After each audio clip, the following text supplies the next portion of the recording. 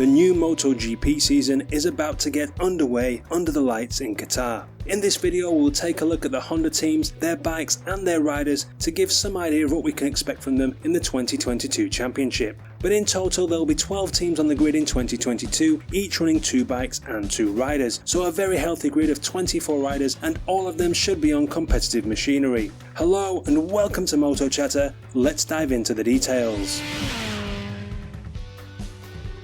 The Repsol Honda team livery hasn't changed in any noticeable way, but then it is a mainstay of the Grand Prix grid. And for one, I really like the orange wheels and think more teams should incorporate the wheels into their paint schemes. There is also no change in the rider lineup. The bike, however, is new. HRC are not known for making big changes to their bike. When they have a rider winning every title you can throw at him, why should they? But the fact that Marquez has been sidelined and significantly hindered by injuries for the last 2 seasons has meant that Honda need a bike that their other riders can win on too.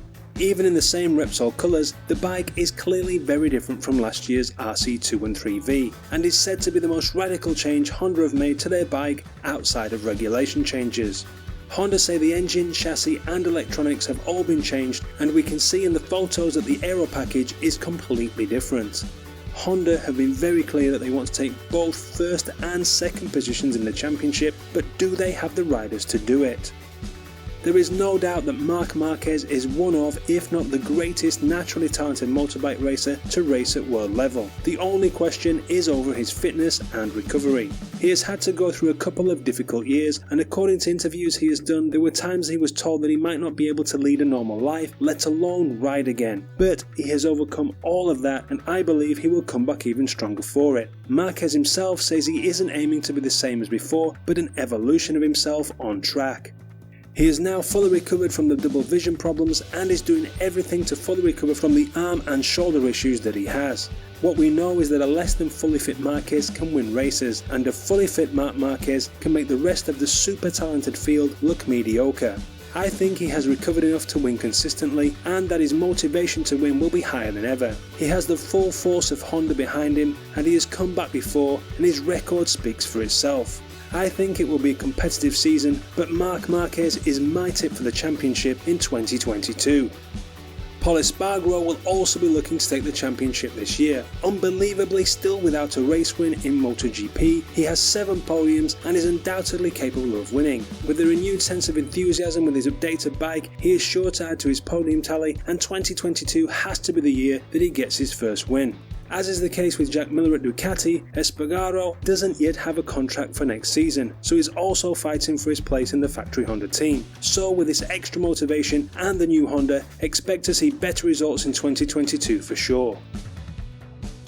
Lucio Cecchinello's Honda team always feels like David against the Goliaths, and a team that is 2 teams in one, with the totally different liveries on each bike. The red, white, gold and black of the Idemitsu sponsored bike and the red, white, blue and green of the Castrol sponsored bike. The liveries haven't really changed for 2022, and nor have the riders. But they will both get the new full factory Hondas, which could help them add to the team's podium and even win tally in the blue ribbon class.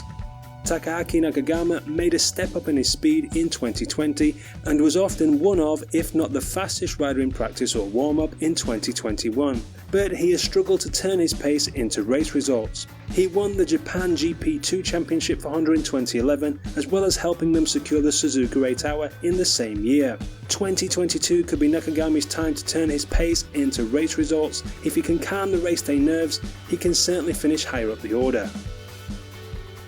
Alex Marquez seemed to go under the radar in 2021, and it can't be easy being compared to your all-conquering older brother. But he is a Moto3 and Moto2 world champion and has earned his place in MotoGP in his own right. Now starting his 3rd year, the new Honda could be the key thing he has been looking for to add to his podium count, and how he gels with the bike and race trim is going to determine whether he shows up on the radar in 2022. But those are my thoughts. What do you think? How do you think these riders will go this season? And who's your pick for the Riders' Championship in 2022? Let me know in the comments. I hope you enjoyed this look at the Honda MotoGP teams for 2022. If you did, check out my other videos on the other manufacturers on the grid this season by the links on screen. Remember to subscribe for plenty more motorcycle videos to come, and give the video a thumbs up if you feel like it. But whatever you do, have a great day and thanks for watching.